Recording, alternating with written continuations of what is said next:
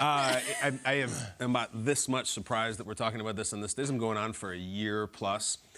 Eric DaCosta, at some point when his career's over, is going to write a memoir, and I cannot wait to read what he writes about this, because I just think of this massive factor we've hit 100 times about Lamar not having an agent. It's looms huge in this. DaCosta said this from the Combine. I think when you deal with an agent sometimes, you're able to speak very freely, position yourself in a certain way. You have different arguments maybe than you would say to a player. In other words, you talk to an agent, you say, look, get his butt to sign this. This is the final thing and we're moving on. Lamar, we love you. We want to work. He's been doing that for a year. That must be exhausting. He's traveling to Miami, no progress. The elephant in the room is Lamar wants the world, and the Ravens don't want to give it to him. That's just a fact. I'm sure they've given him very generous contract offers. They should. My question now is, as Tom's saying, the non-exclusive tag. That happens, all right? He can talk to other teams. Are people storming the castle for Lamar? Like, for sure? You know 100% that they're going to do that? That teams like the Jets or all these Panthers, all these teams that need quarterbacks, are we positive that they want to say, oh, my God, we're going to jump into Lamar, and we're going to sign him, the biggest deal ever. We're going to bring this player in. I don't know, because it's going to be the same thing with them. Lamar's not going to hire an agent. They're going to have to deal with the same negotiation stuff that the Ravens are dealing with. And with Lamar, it always comes back to, well, he's 26, and he's a former MVP. I know that. Do you know that Cam Newton was an MVP? Yeah. And he had maybe the greatest MVP season I've ever seen. He was off the team 4 years later, and he was out of the league 6 years later. You want to say, oh, if you have a talent like Lamar, you have to give him this big contract. Look at the Packers right now. Look at the Cardinals right now. Look at the Broncos right now. Do you not think that at least for the final one, they might not want to do a Control-Alt-Delete and reset that thing because they paid all the money in the world, and their quarterbacks don't even get hurt? I guess Kyler does, but this Lamar thing, he's excellent. He's excellent. No one's doubting that. It's very difficult to work with right now in the contract sense. He's injured. You worry that maybe some of his skills will deteriorate, and we're paying for a deteriorating asset. It's so much more complicated than Lamar's amazing, pay him everything. It's not that simple, Cam, especially when there's no agent and it's him you're talking to. Yeah, Kyle, this is one of the more difficult quarterback situations I've seen since I've covered this league, because you talk to people at the Combine, other coaches from other teams, and they're like, I guess you have to franchise tag him, right? You have to keep him. But the element that you don't want to talk about is, what's that relationship like after you franchise tag him? It's been kind of messy this offseason. You get Rashad Bateman tweeting at the GM about how he's handled some of the receiver elements, the injury thing, how it handled at the end of the season. Is he hurt? Is he not hurt? What's the rehab situation? Is he supposed to be at the game?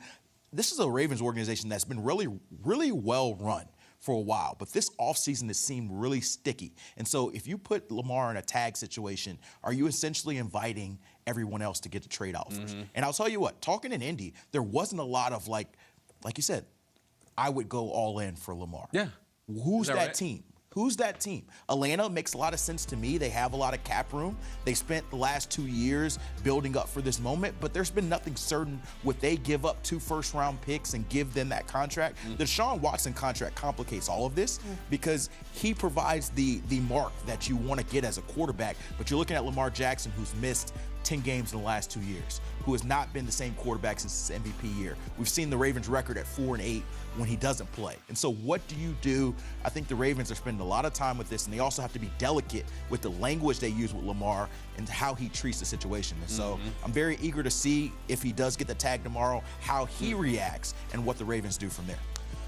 Yeah, honestly, I think it's just a messy situation down in with the Ravens, because the problem is Lamar should have had a contract in place for a long time, in my opinion. I think it's not okay that you see so many more mediocre quarterbacks getting big deals, long-term deals, and a guy like Lamar Jackson, who's been the face of the franchise for the Ravens now for a long time, he's literally carrying the team on his back in a lot of games, and that's also a reason why he's getting injured, because he has to play the way he plays to obviously perform to that level, but also to actually make the rest of the team successful sometimes. And I think if you look around the league and these other quarterbacks getting the big paydays, and I don't care if you talk to the agent or you talk to Lamar personally, because I think he's a smart guy. He seems reasonable to one extent, but then you look around the league and say, hey, this guy's getting this guy's getting this. What have I been doing? And you could have extended me maybe 2 years ago, now another year. So I think the longer you drag it out, the worse that also that relationship might gonna get. And I think maybe some other teams, they're playing a little bit close to the vest and they're not jumping all over Lamar Jackson right now. because they maybe see some light at the end of the tunnel, that there is an opportunity to get a guy like that. And I think that's also a reason why you don't hear crazy buzz right now, because I think if they give him the unrestricted tag, where other teams can slowly give offers, I think then we hear a lot more buzz about Lamar, what's actually going on. And so many times the agents feeding the stories about, oh, I've heard from this team, I heard from this team. Lamar is not going to do this himself. Who's going to do it for him? So I think that's maybe we don't hear as much in this case particularly, because Lamar is not doing it himself.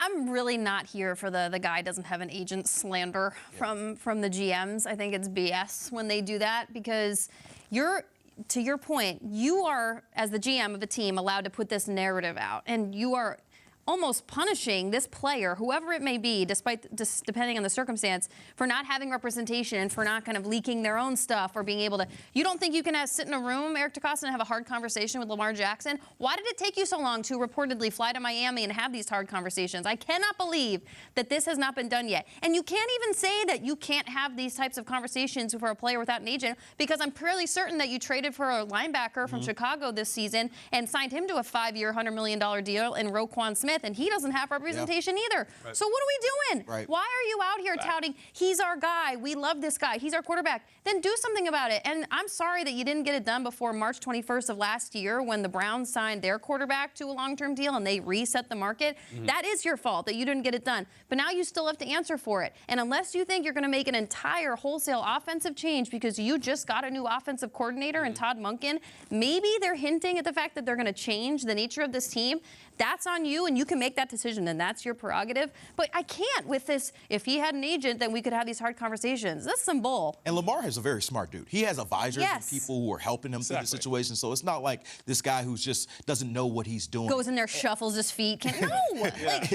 And the reality is, Lamar, although we have questions about his injuries, when he's on, he's still the most dynamic quarterback in football. And this team is built around him. And so the Ravens have some very serious conversations to have this offseason, because the old saying in the NFL, if you have a franchise quarterback, you don't let him go. Yeah. And so you blame Lamar all you want, you say this and that, but you figure out a way. You figure out a way to smooth it over and take care of your quarterback, be creative, do whatever you need to do. You can't let this guy out the building because your team is built around them. Imagine a Ravens team starting over without Lamar. Yeah, sometimes you're also sending the wrong signals to the rest of the guy in the locker room. Like, the guy is he's playing his butt off. He's doing everything right. He's showing up every day to work. He's not complaining about the new contract. So many guys would have complained every year, where's my money, where's my money? This guy is not doing any of that. The rest of the locker room is going to look at him saying, you know what, this guy's doing everything right. He's not getting paid. What about me? So I think that's a bad signal, too, from the GM. Frankly, I think Lamar did the Ravens a favor last August when we were doing this, and he shut it down when the season began. He's like, I'm not answering these questions. I think he did the team a favor because he said he doesn't want to continue that conversation. Well, here we go, picking it up again come early March. Unbelievable, but it is a little bit more fun. See you tomorrow. Talking about, I know, exactly. All right.